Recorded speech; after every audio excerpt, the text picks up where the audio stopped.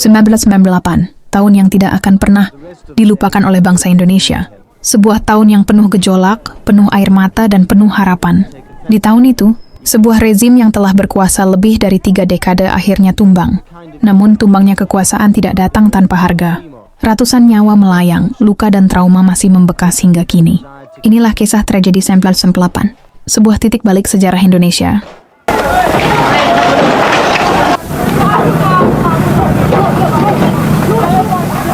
Semua berawal dari krisis moneter. Asia tahun 1997. Nilai rupiah anjlok tajam, dari sekitar Rp2.000 per dolar, jatuh hingga lebih dari Rp15.000. Harga kebutuhan pokok melonjak berkali-kali lipat, perusahaan bangkrut, dan jutaan orang kehilangan pekerjaan. Di tengah penderitaan rakyat, pemerintahan Orde Baru di bawah Presiden Soeharto dianggap semakin jauh dari kepentingan rakyat. Korupsi, kolusi, dan nepotisme atau KKN merajalela. Ketidakpuasan masyarakat makin membesar, dan mahasiswa pun menjadi ujung tombak gerakan protes.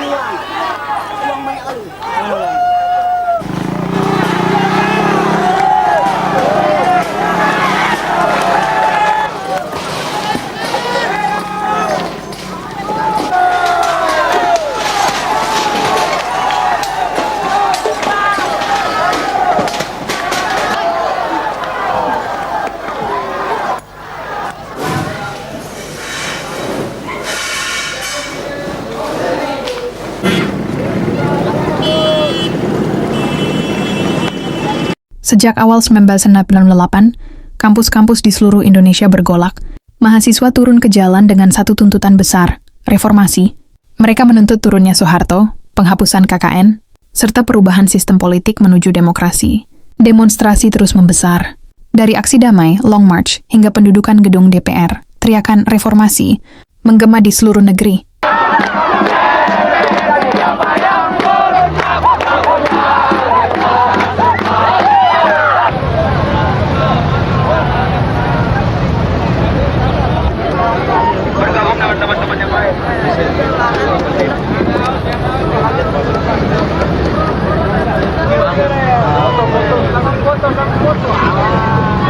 Orangnya juga dong, lumayan.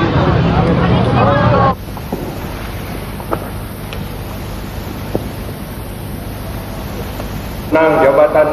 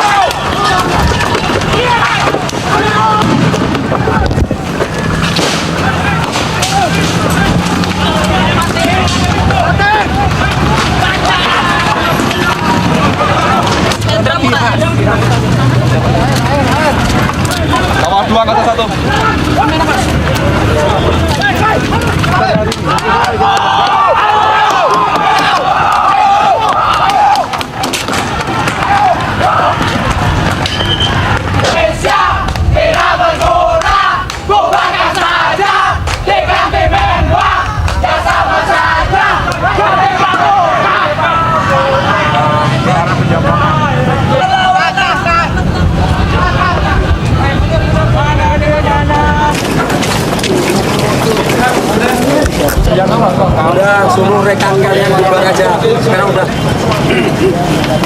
Dalam tuh. 4 tahun bebas loh.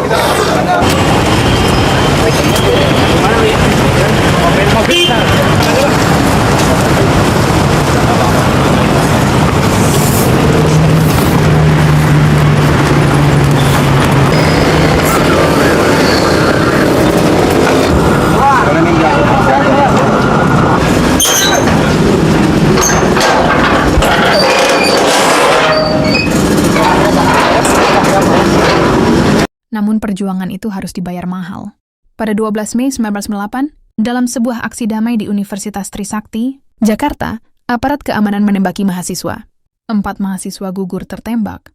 Elang Mulia Lesmana, Hafidin Royan Hendriawansi, dan Heri Hertanto.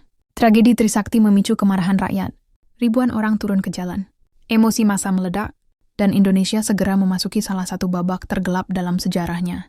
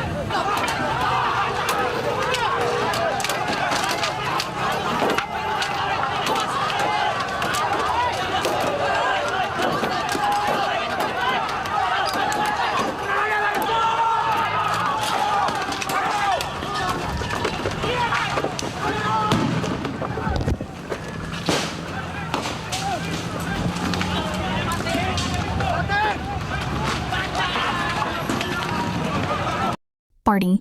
Hingga 15 Mei 1998, Jakarta dan beberapa kota besar dilanda kerusuhan besar. Pertokoan dijarah, mobil dan gedung dibakar, warga ketakutan. Lebih dari 1.000 orang dilaporkan meninggal. Sebagian besar terjebak dalam kebakaran saat penjarahan berlangsung. Di balik kerusuhan itu, tersimpan tragedi lain yang hingga kini masih menyisakan trauma. Kasus kekerasan seksual terhadap perempuan, terutama dari etnis Tionghoa. Banyak dari mereka yang mengalami penyiksaan, pelecehan bahkan pemerkosaan. Namun hingga kini keadilan penuh tak pernah benar-benar datang.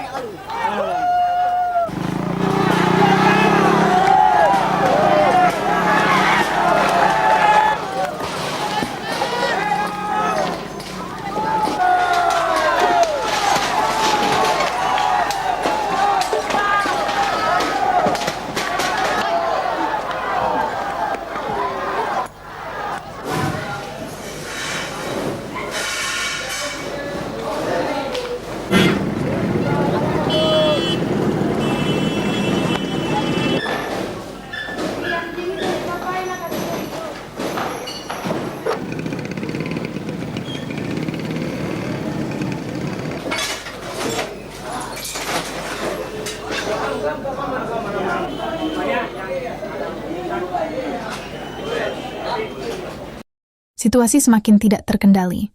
Mahasiswa menduduki gedung DPR MPR. Tekanan datang dari rakyat, elit politik, hingga militer. Akhirnya, pada 21 Mei 1998, Presiden Soeharto menyatakan pengunduran dirinya setelah berkuasa selama 32 tahun. Sebuah era berakhir, Orde Baru runtuh, dan Indonesia memasuki babak baru, era reformasi. 21 Mei 1998.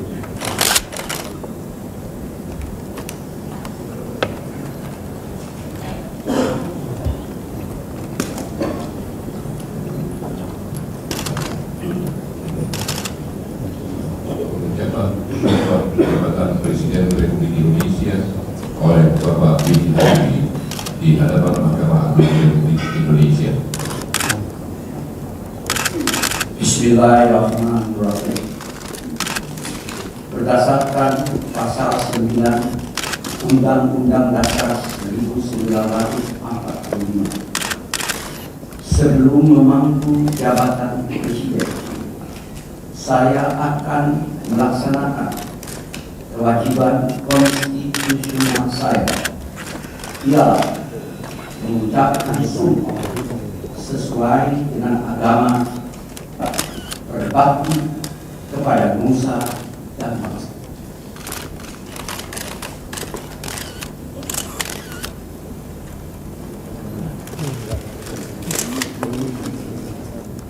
Acara selesai, Bapak Presiden dan Bapak Soeharto segera meninggalkan ruangan.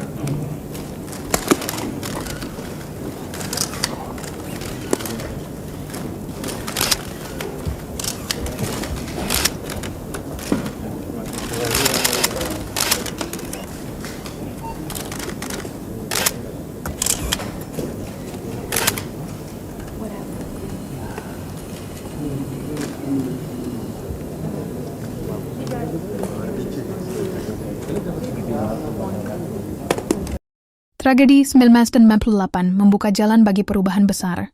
Sistem politik berubah, pemilu bebas kembali digelar, kebebasan pers tumbuh, dan demokrasi mulai berakar. Namun di balik euforia reformasi ada luka yang masih menganga. Keluarga korban penembakan mahasiswa masih menanti keadilan. Korban kekerasan seksual masih menunggu pengakuan dan pemulihan. Dan pertanyaan terbesar masih belum terjawab. Siapa yang bertanggung jawab atas tragedi kemanusiaan Mei 1998?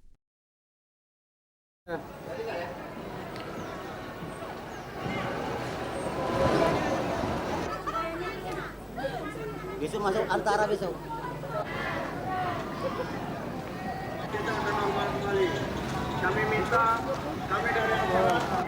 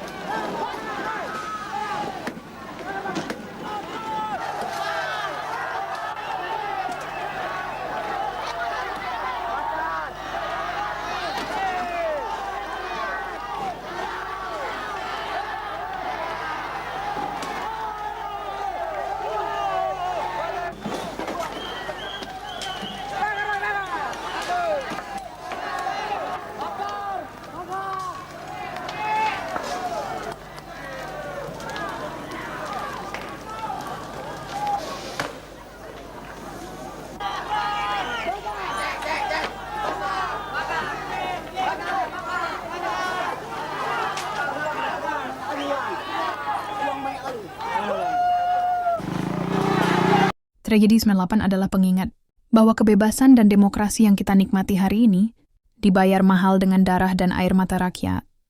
Tugas kita adalah menjaga agar sejarah kelam itu tidak terulang kembali dan memastikan keadilan akhirnya benar-benar ditegakkan. Karena bangsa yang besar adalah bangsa yang tidak pernah melupakan sejarahnya. Fade out, muncul teks. In Memoriam Tragedy May, 1998.